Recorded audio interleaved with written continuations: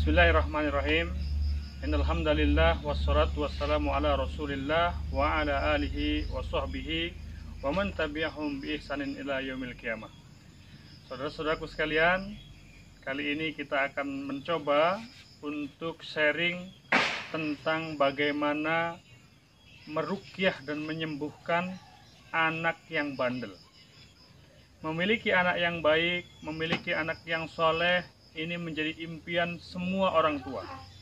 Karena anak yang soleh ini qurrata a'yun, menjadi penyejuk pandangan mata, menjadi pembela di akhirat.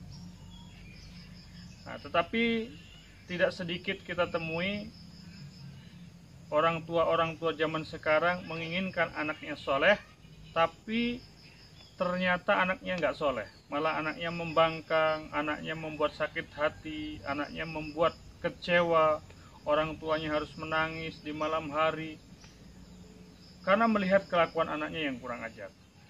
Sebelum kita membahas tentang bagaimana cara meruqyah seorang anak agar menjadi anak yang soleh, agar berubah menjadi anak yang baik, anak yang bandel berubah jadi anak yang baik, kita harus introspeksi diri dulu. Jangan-jangan anak-anak kita bandel disebabkan karena kita orang tuanya.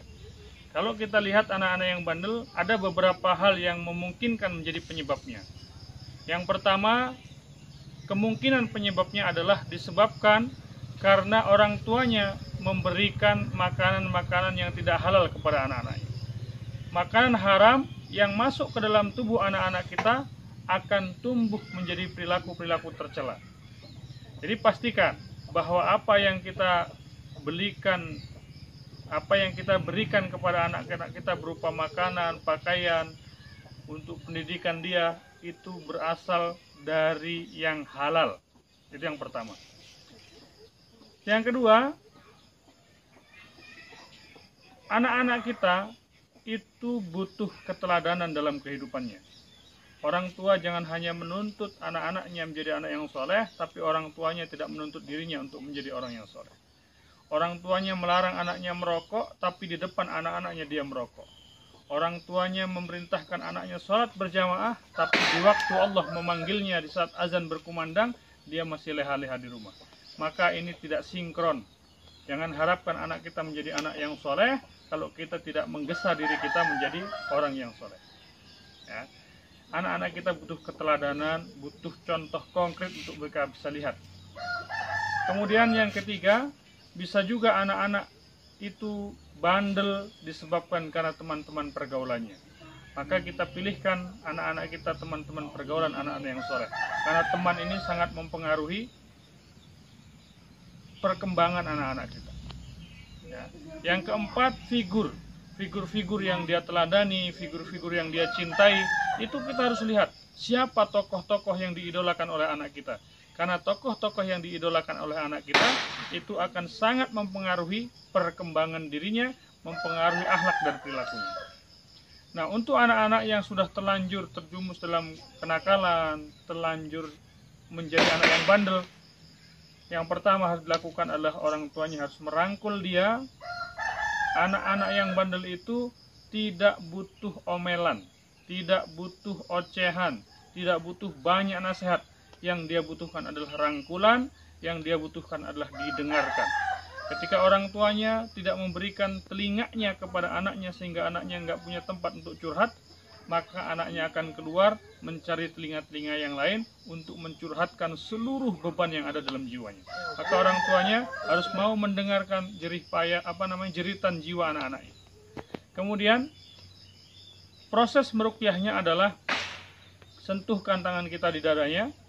Kemudian katakan, ya Allah, aku ridho kepadanya, ya Allah, aku memaafkan dia, jadikanlah ridhoku sebagai keridhoanmu, ya Allah, jadikanlah maafku sebagai sebab ampunanmu, ya Allah. Dan aku mohon kepadamu, ya Allah, jadikan ayat-ayat Al-Quran ini menjadi sebab hidayah, menjadi sebab berubahnya anakku, hilang seluruh sifat buruknya, datang seluruh sifat kebaikan.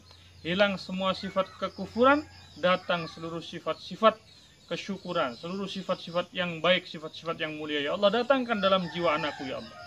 Nah, setelah kita berdoa kepada Allah, kemudian kita bacakan A'udzu billahi minasy syaithanir rajim.